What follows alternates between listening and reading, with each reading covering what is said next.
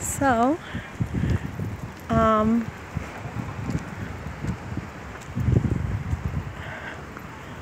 I happened to come upon a wedding. So, if you wanted to know what is the latest style, this is the style worn in the Middle East.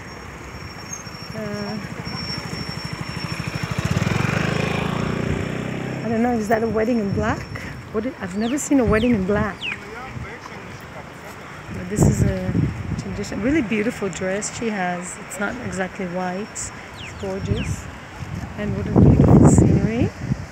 מזל טוב, זו שמלה מדהימה, ממש יפה. זה גם חתונה עם השחור? זה גם חתונה או שזה שלכם השחור? זה החברים. Okay, that's their friend. There's no wedding in black, it's just the friends. Beautiful couple. Really nice. I love to see weddings. As long as they're not mine, I'm happy. But I had my wedding. It was one too many. They look like a very nice couple. Something very beautiful about weddings. I want to be in the photo.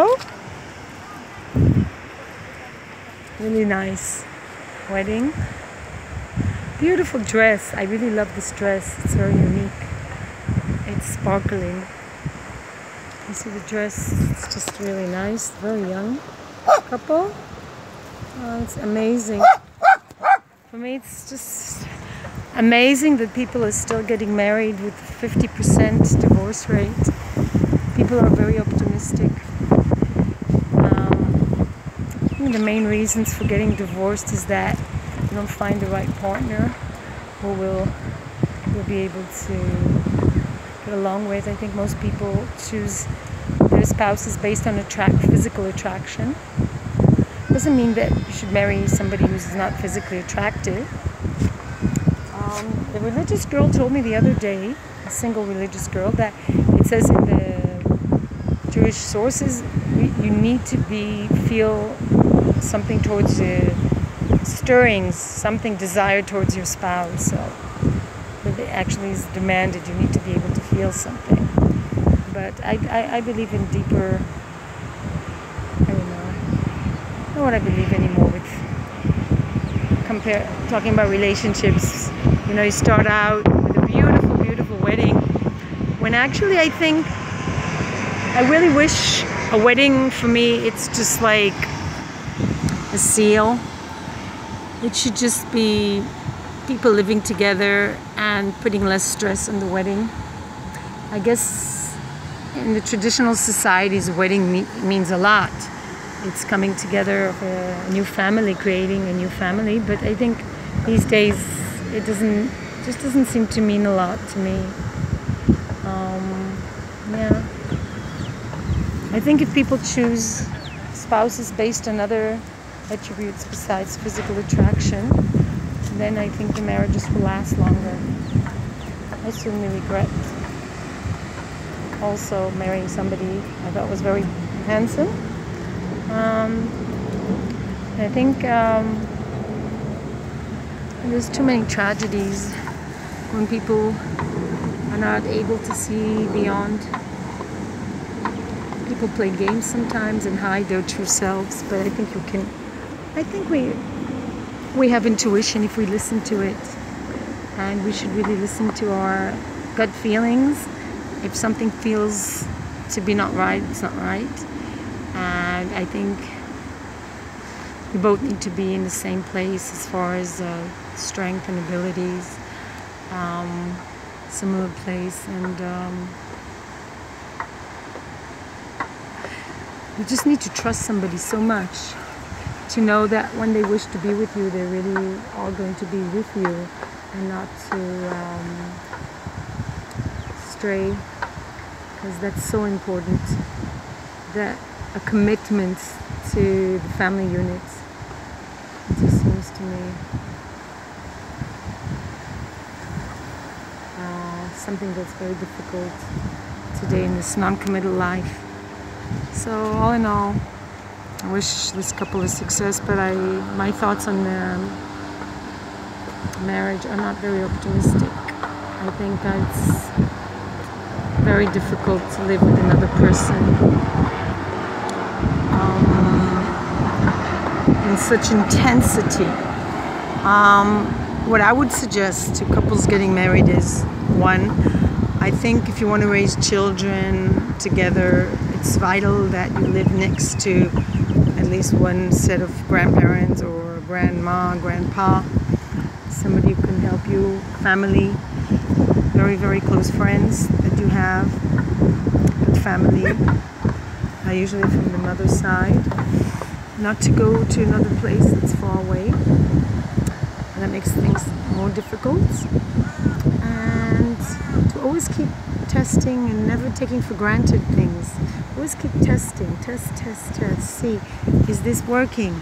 And if it's not working, then realizing that you cannot change another person, you can only change yourself, and if the person is not good for you, you should really leave. So you have to know, you have to get the wisdom to know what you can change, and that's only yourself, basically, if at all, and strength to, the wisdom to tell the difference, the strength to change what you can, which is yourself, the serenity to accept what you cannot change, and the wisdom to know the difference. And I think once somebody violates your space and doesn't allow you to grow, and basically uses physical or verbal violence, violating your space and not showing you respect, and constantly making negative comments, I think it's not going to work.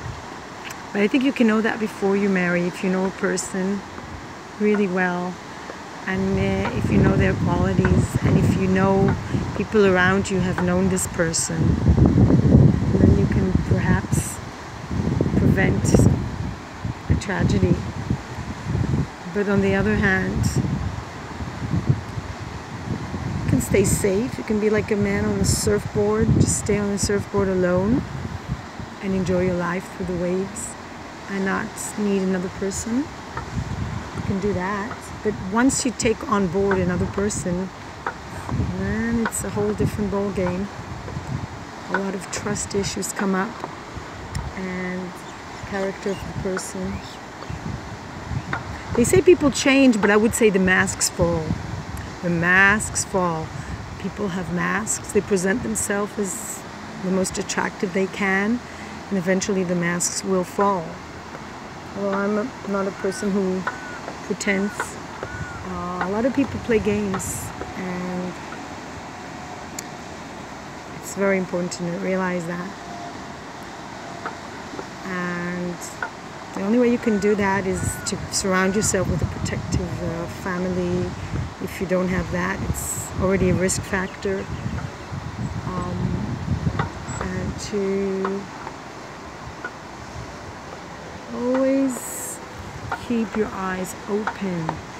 Listen to feedback as well. There's something going on. If you suspect, open your eyes. Don't be blind. Don't deny. But it's very hard. You need to have feedback from outside, from your family, if it's a good family. If you happen to come from a family who's not been supportive, then you already are at a risk, so you should be extra careful. And as I said, you cannot be always careful. The least risk is staying on your own, and that's also a possibility these days. But women especially need to be very, very careful about whom they let in, and they should always be on their guard. And when it comes to children, always educate them to